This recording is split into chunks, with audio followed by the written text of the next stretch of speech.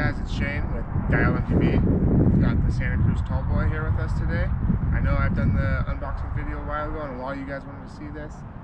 This bike was pretty awesome for me, so let's just run through the specs real fast. This is the Santa Cruz X01 build. It's got the race face ARC wheels on it, 2.3 tires front and rear, DHF up front, DHR2 in the back. It's got SRAM X01 drivetrain, X01 carbon cranks. It's got the CC Santa Cruz carbon frame, and then it's got the reverb dropper post and guide G2 RSC brakes with the Santa Cruz carbon bars. The bike weighs 27.6 pounds without the water ball cage or tire pump, and you can definitely tell that on the trail. It's a very lively feeling bike. It's super fun. So let's go ahead and get on the trail and see how it does, climbing and descending. So it retails for 7,000 bucks. And this bike has been really awesome for me. I've had it for about 6 months and I absolutely love it. It's a bike that I tend to go pick up more often than the rest of the bikes in my garage right now. And it's pretty rad. All right, so a couple things real quick. This bike is 120 mil rear travel with 130 up front.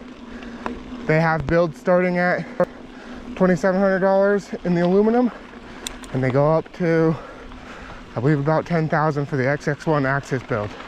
So let's go ahead and get to the climbs and see how this thing does. All right, so the Tallboy is pretty dang good at these little punchy climbs.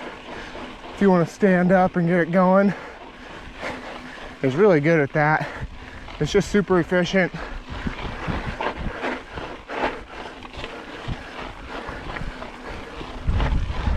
All right, so for the climbs, this bike is pretty dang amazing for this 120, 130 travel. It just gets up and goes and has so much traction while climbing. Even though it's only 120 in the rear, it doesn't feel like that. Even on the descents, it doesn't either. But it just feels super comfortable and lively while climbing. So this specific model has the Fox DPS in the rear. So it has the open, trail, and closed position. So I personally like it in trail mode on all climbs.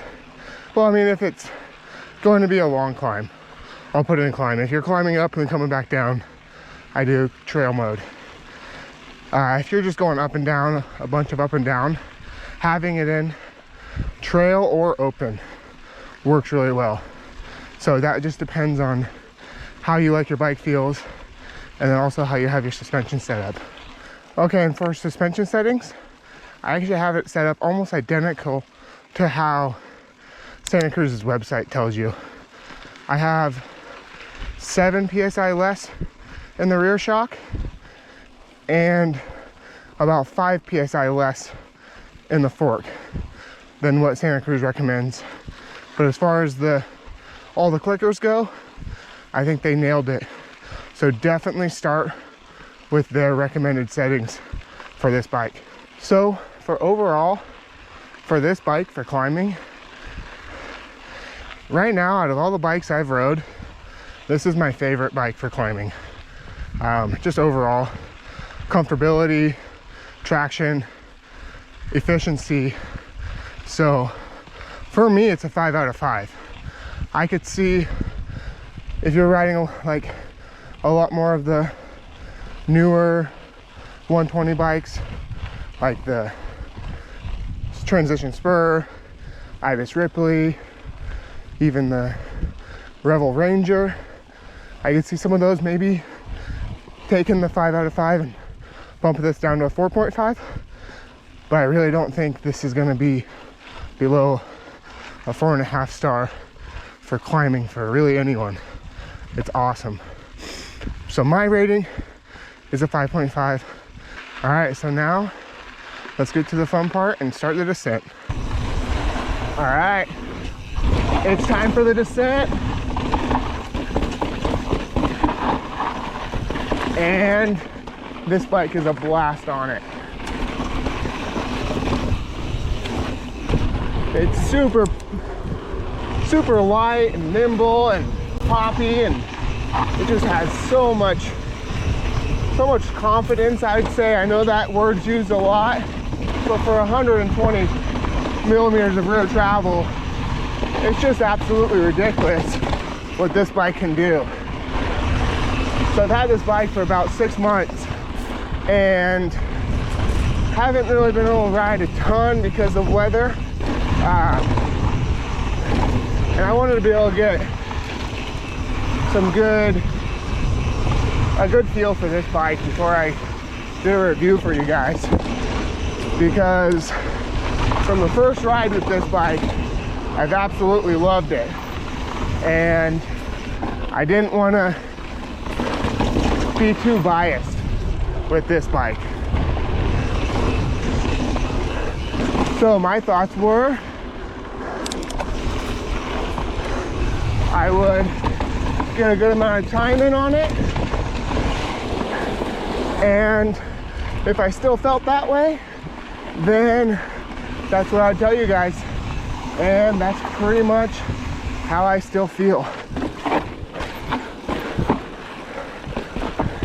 Just goes through those tight and little bit technical places so easy. It's just, I don't know, I can't say enough good things about this bike. It makes you want to do every little feature on the trails and have a blast doing it. So if you live in a place like Boise where we have some rocky sections, we've got some fast, high-speed, flowy parts of the trail system, then this bike is gonna be, I'd say, your one bike does everything, because I'd be confident taking this bike on trips to different places that are a little bit gnarlier. How's it going, guys? Thank you. Have a great day. So like I was saying, I'd be confident taking this bike to places that are a little bit gnarlier, steeper, rootier, rockier than here. And I think I'd have an absolute blast on it there too. So one thing I was thinking is, if you, just a second, we got. So what I was thinking is, if you guys do live somewhere that's a little gnarlier, if you're only getting one bike, the high tower might be the one to do. Hey man, how's it going? So like I was saying, the high tower, if you're wanting something that's similar to this, but can do all the things that in a gnarlier location of the world. All right, sorry about that. Just ran into quite a few hikers, but to touch on what I was saying is, basically if you do live in a place that is a little bit gnarlier, the high tower might be more your jam, but don't be afraid of the Tallboy, because it feels way more than 120 millimeters, and it is an absolute blast to throw around, wheelie, jump, all that good stuff. So I've already done all the riding on the bike. I just wanted to go through kind of my wrap up of this and talk to you guys about my pros and cons and all that. And let's start with the cons first.